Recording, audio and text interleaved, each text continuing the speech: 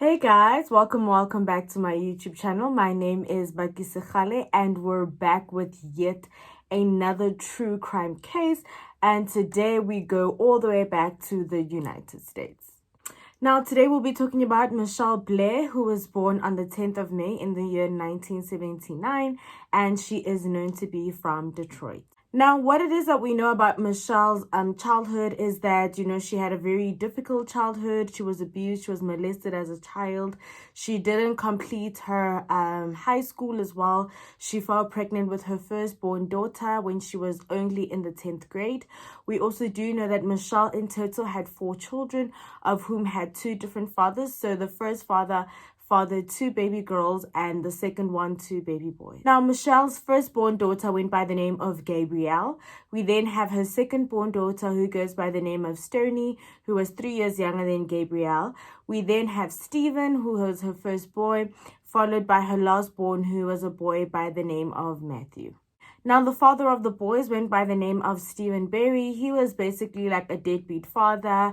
He was an absent father, basically, and he left soon after Mitchelle had Matthew, who is her last-born son. He's also known to be in and out of prison. Now, the girl's father, who went by the name of Alexandra Dorsey, he did also spend some time in prison. He was a bit behind with regards to like child support and stuff like that due to the fact that he was in prison. However, when it was that he was released, he basically, he was like, he's going to be a full-time father and he's going all in. In the beginning, this was not a problem. He was always able to fetch the children. He was able to spend time with the children. He would take the children over to his mother's house, who was their grandmother. However, after some time, every single time that he tried to make an effort to go in to like see the girls, he started to be met by like a bit of resistance. So basically, Gabrielle, who is the firstborn, his firstborn daughter as well, like she would come out and be like, no, we can't come with you today, or Stoney's out, she's playing, or she's sleeping. Like there was always just an excuse every single time that it was that he would want to come and to fetch the girls or to spend time with them. And so because he didn't really want to cause like any conflict with Mitchelle, who is their mother, or anything like that, he basically just hoped that, okay, just maybe like if he steps away for a few more months or for a few months, then like after some time, maybe whatever it is that Mitchelle doesn't want for the kids to come and visit will basically like go away, and then like after a while he'll be able to start seeing the kids again. However, this unfortunately never happened. Now, in the year 2015, Mitchelle then moved to an apartment together with her children, which was in the east side of Detroit. This is known to be a bit of like a rundown area within like Detroit.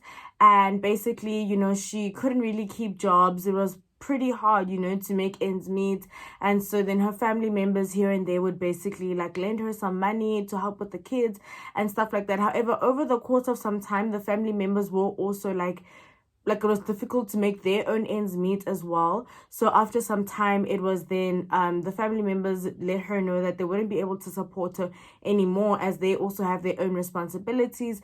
And this is when shortly after that, this is when Mitchelle got an eviction notice that soon should be evicted from the apartment building. Now, it was after some time, when kids do what kids do. Obviously, they play around in the neighborhood. And so then kids in the neighborhood started to wonder, like, where it is that the kids were. So, the kids would come over and they would knock and they would ask to play with Stoney as well as Stephen. However, every single time the kids came looking for Stoney and Stephen, like they would always be told like, no, the kids are sleeping or they can't play today and stuff like that. Family members also started to ask a lot about the kids, like how are the kids doing, what's going on. And this is when Mitchelle had told them that they should stop asking about her kids, they should stop coming to visit her, because as a family as well, they've stopped supporting her. So they should basically just cut all ties and they should not ask about the kids, they should not come and visit the kids. And the family did grant her a wish, and it was a very long time before the family would see the kids again. Now, in the year 2016, the eviction process had basically started, and so movers from 36th District Court then headed over to Mitchelle's apartment to basically start with the eviction process. Now, Michelle and her children were not in the apartment at the time that the movers had gotten to the apartment.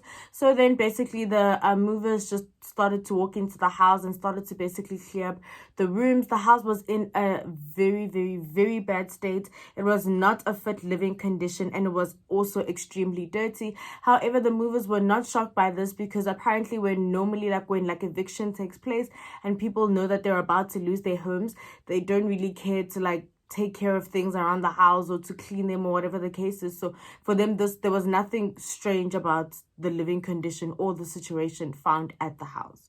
Now, at this point, most of the apartment was cleared out, and all that was left was a deep freezer. And so because the movers knew that a deep freezer already on its own is quite heavy, the best thing for them to do was obviously to open it up and to see if maybe there's any food inside that would add to the weight of the initial freezer, and remove any foods or any meat or anything that could have been left with in the freezer. Now, once it is that the movers had opened the fridge, they then found a black plastic bag. And upon them opening the black plastic bag, what they found was nothing close to anything anyone would want to find. Inside, they found a body of a young girl. And it is at this moment when the movers decided to call the police. As soon as the police arrived, an investigation was immediately started. Now, obviously, once it is that the police arrive and the investigation starts, the police basically then remove the young girl's body from the bag, and this is when they discover a second body. Now, this is when a search for Michelle basically starts. So the police go around knocking on doors, asking the neighbors questions as to when was the last time they've seen Michelle. Do they know anything about her whereabouts? And this is when the police had then gotten information that Michelle was actually at an apartment within an apartment building upstairs, babysitting someone's child. And so upon the police arriving at that apartment, they did knock on the door, and lo and behold, Michelle herself is actually the one that had opened the door, and she was then arrested. At the time of arrest, Michelle's daughter Gabrielle was then 18 years old, and her last-born son Matthew was 9 years old. Now, the two bodies that were found were then taken to the mortuary, and it was stated that the bodies had to be left out for at least 3 days due to how frozen they were. So they had to leave them out for 3 days to at least basically defrost. And only once they had been defrosted, this is when DNA was then conducted, and it was found to be the bodies of Stephen and of Stoney.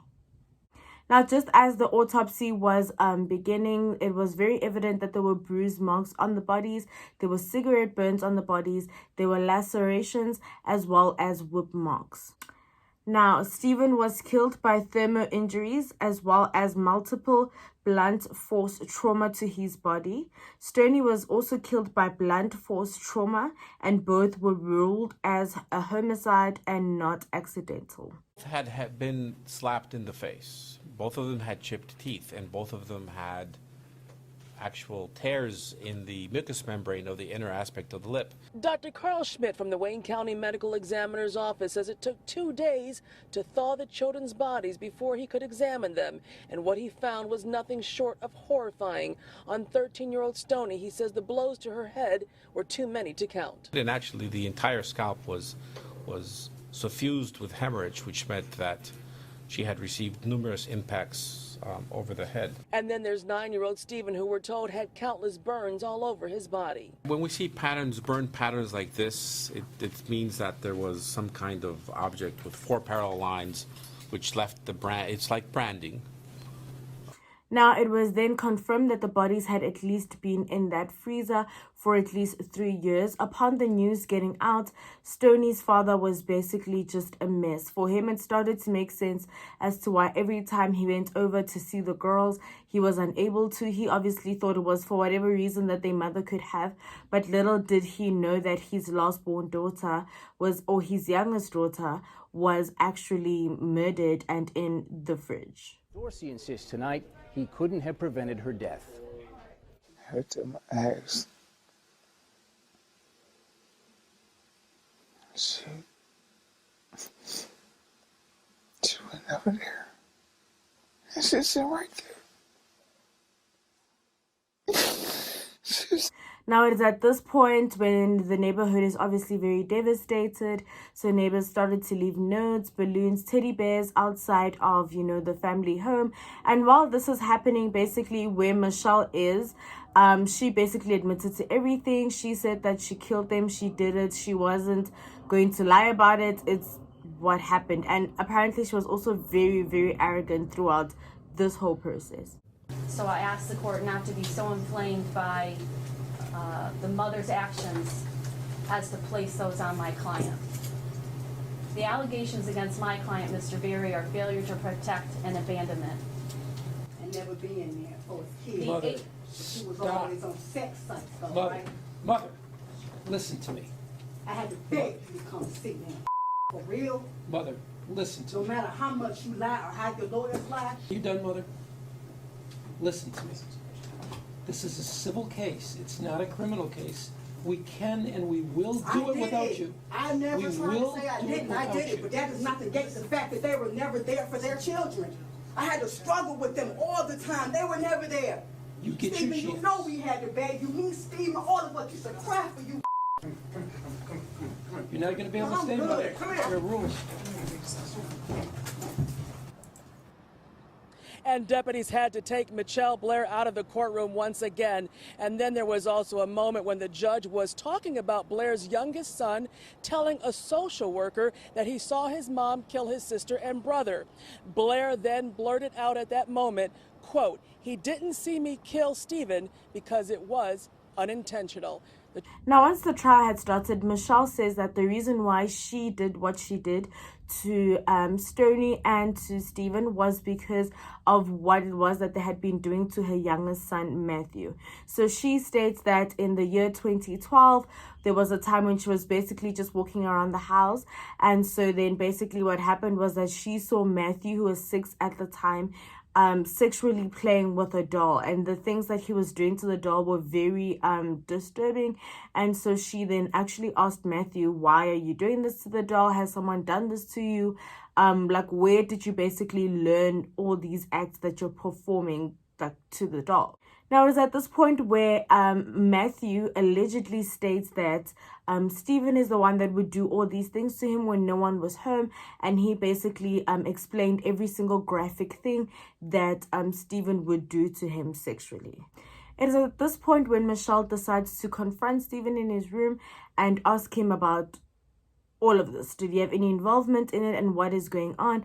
And Stephen basically said that he doesn't know what she's talking about. He is innocent. He did not do anything of this sort.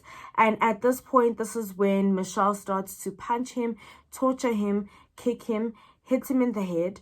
She put a plastic over his head until he fainted, and after he became conscious, she then put a belt around his neck and lifted him up into the air and asked him if he likes how he feels, and that she will do to him every single thing that it is that he has done to Matthew. Now, after all the attacking, Mitchelle claims that this is when Stephen had admitted to doing the sexual acts or the abuse on his younger brother.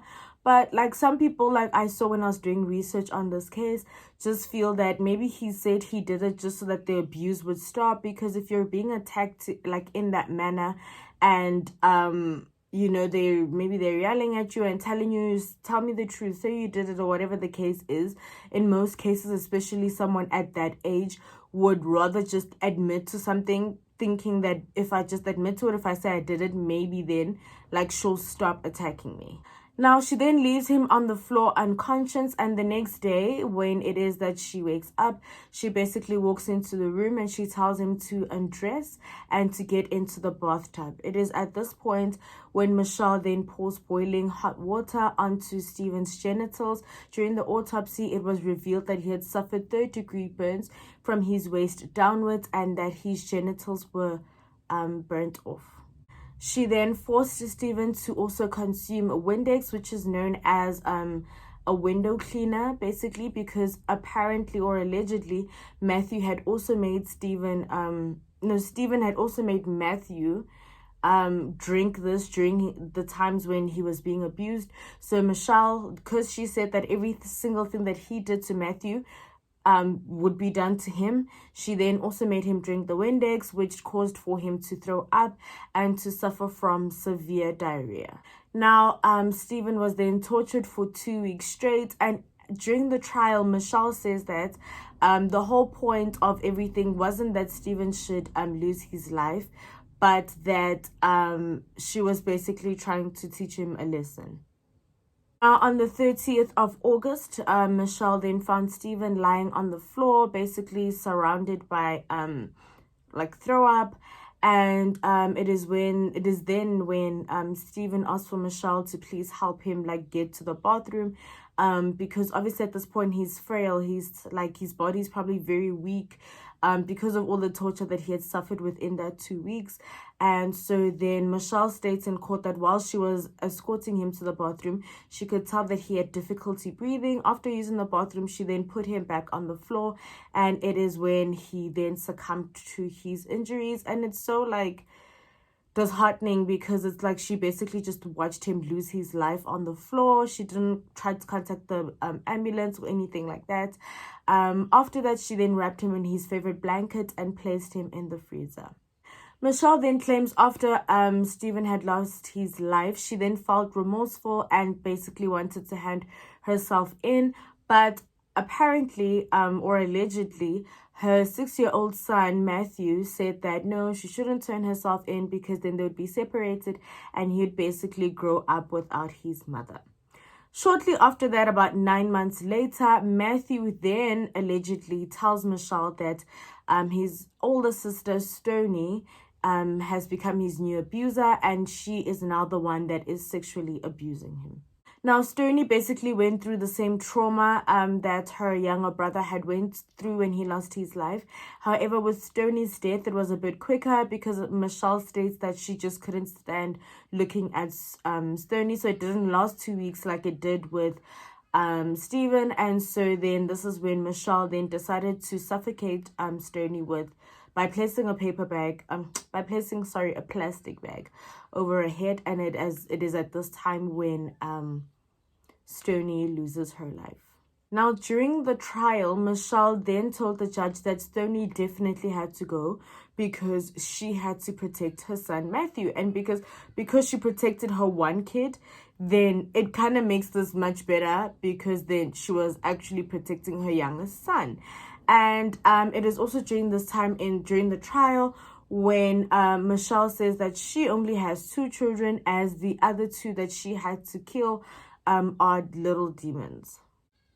Now, Gabrielle, the oldest daughter, was once quoted saying that she basically just feels so numb.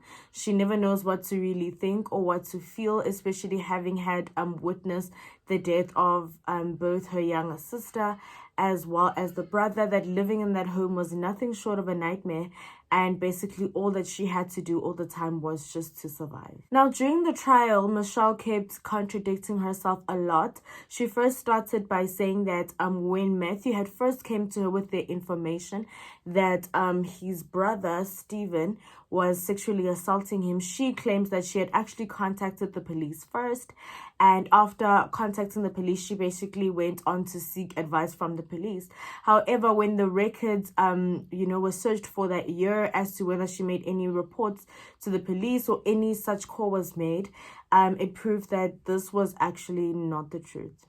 Now, Matthew, the youngest son, was actually interviewed by Child Services and also checked by a medical doctor, and it was then stated that there was no sign of any sexual assault to his body or to his genitals. And also, like, with them interviewing him, he didn't show any signs of like someone that had experienced, or rather a child that had experienced sexual trauma. Now, it actually dates back all the way to 2002 when there was actually a report that was made to Child Protection Services that Gabrielle and Stoney, who are the 2 oldest daughters, at the time in 2002 were like had cigarette burns on their hands. And so then this report was made at the time. However, nothing was done about that. In the year 2005, in February as well, while Gabrielle and Stoney were visiting their father, their aunt had been basically giving them a bath, and this is when she noticed whip marks on their back. She then furthermore went on to tell the girl's father about the whip marks that she saw on the kids' backs. The father then took it upon himself also to contact Child Protection Services. However, even then, nothing was done. What happens when your kids come to visit you in 2005? Sister gave him a bath, seen whips on her back. Who's seen whips? My sister. Your sister. Did you see these whips? She showed them to me. Are these long red marks? No, they was healed up by the time I seen them. Healed up. But do they appear to be long, like lines? No, it's like slashes. Now, relatives and family members do claim that as the kids were growing up, like when they were still around the kids, that Michelle was known to be a very, very strict parent. She didn't allow for the kids to go out, and oftentimes the kids were actually starved. Just as Michelle claims that she was doing all of this to protect her 6-year-old son at the time, Matthew, when it is that all of this came to light, Matthew was actually found with at least 25 bruise marks on his body. So that kind of is a bit weird, because it's like she was protecting this one child. However, he too, all over his body is filled with marks of like basically just abuse.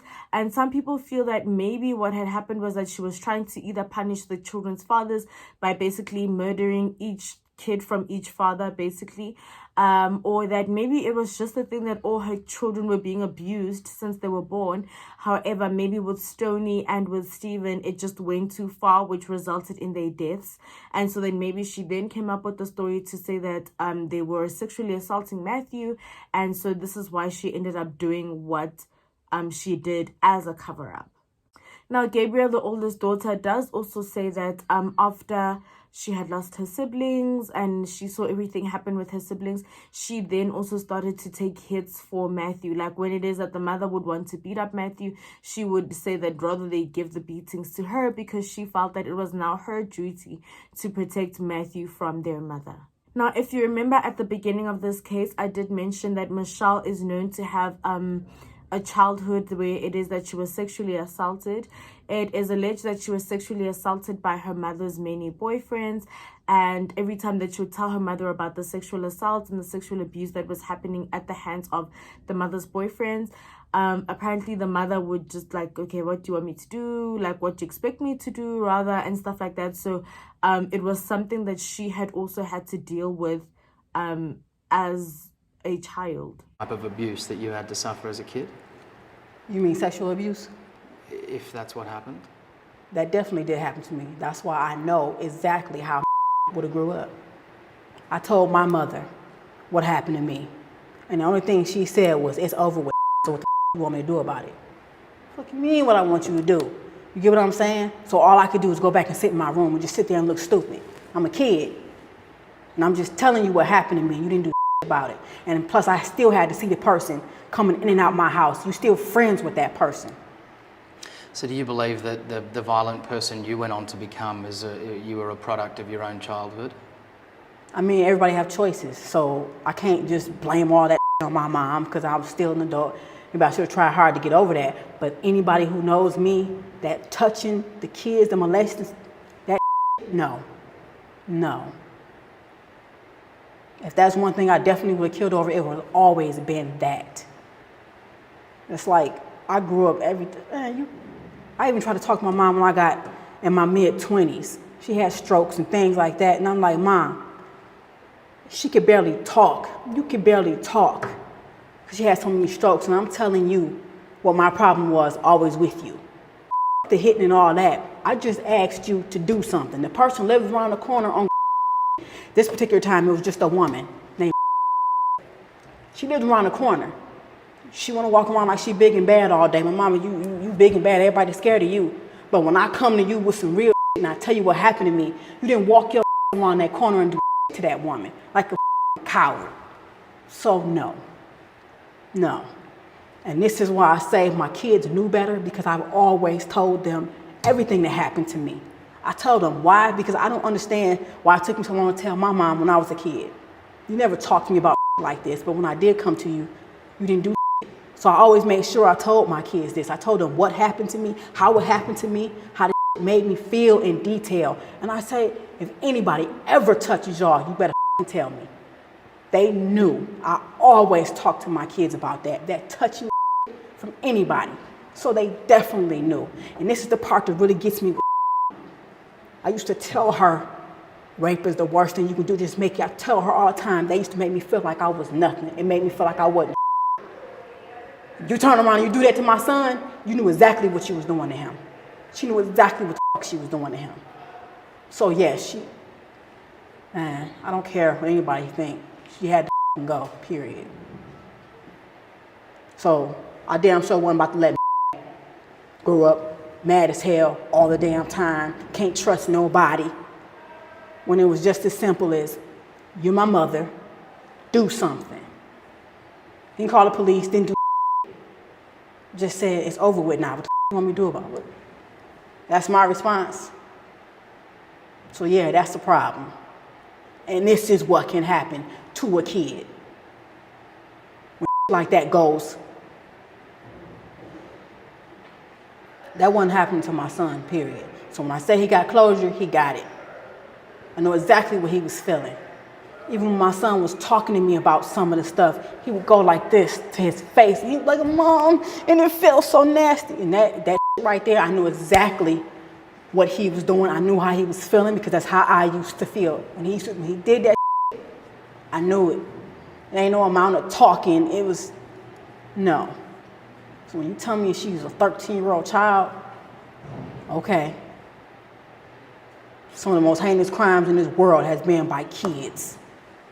So I don't want to hear that. That's my family. I don't give a damn what America thinks. But I also want to tell America they can kiss my ass. Don't throw no stones, because they got a whole lot coming their way too. They just feel more comfortable for them to be able to say, well, my sin is not as bad as yours. At least I didn't kill my kids. Now, there were basically two theories that came out as the trial was going on as to maybe why it is that this happened. And the first theory was that when the girls would go in to visit their father, there were actually rumors that, so the girls were going to visit their father, Alex, right? And so then there were rumors that Alex's father had actually been sexually assaulting his grandchildren. It is not certain whether or not the grandchildren that he was sexually abusing are Gabriel and Stoney, but there were rumors that that was happening. And so apparently after Michelle had heard about this, she then banned the kids from going to visit their father. And that's when she had said that if the father wants to see his daughters, he would then have to come over to their home to see the daughters. And so then some people believe that if this was the case, that the kids were sexually assaulted by their grandfather while they were younger, it is possible that then they started to maybe touch their younger brothers, or basically that type of energy was introduced into the home of the siblings touching each other. Some people feel like this is far-fetched, but it was a theory that had came out. The second theory that was put out was that because Michelle would share with her children the sexual traumas that it is that she went through, one thing that the police did pick up on is that every single thing that Michelle recalls that she had went through as a child are the exact same traumas that she alleges Matthew had told her about.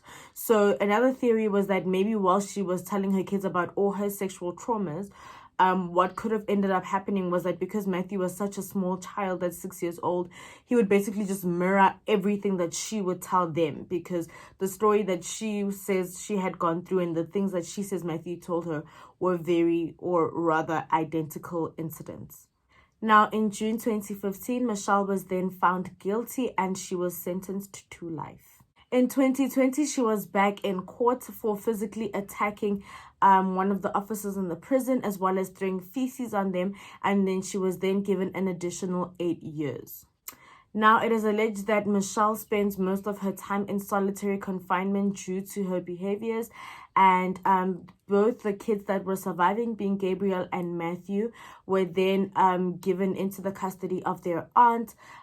Gabriel's father also did, however, manage to also gain some sort of custody, and he does see his daughter, whereas Matthew's father was apparently stripped of all parental custody. He does not get to see his son at all. Both the kids are alleged to be doing quite well. in 2017, it is alleged that Gabrielle did graduate from high school. She's currently in college, and she has an apartment of her own. She stays on her own, and she's doing pretty well for herself.